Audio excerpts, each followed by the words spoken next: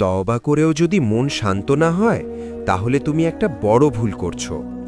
তওবা করেছো, কান্নাও করেছো, কিন্তু তারপরও কেন যেন মনটা শান্ত হচ্ছে না। নামাজে দাঁড়াও, দোয়া করো, তবুও ভেতরে একটা অস্থিরতা রয়ে যায়। জানো কেন? কারণ অনেক সময় আমরা তওবা করি কিন্তু গুনাহটা ছাড়ি না। মুখে বলি আল্লাহ মাফ করে দিন, কিন্তু একই ভুল আবার করে ফেলি।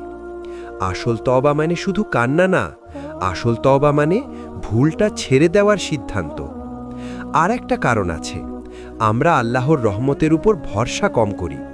মনে মনে ভাবি, আমার মতো মানুষকে আল্লাহ কি সত্যিই মাফ করবেন? শুনো, আল্লাহ তোমার গুনাহের চেয়ে বড়। তওবা করার পর যদি মন শান্ত না হয় তাহলে গুনাহ ছাড়ো আর আল্লাহর উপর ভরসা বাড়াও।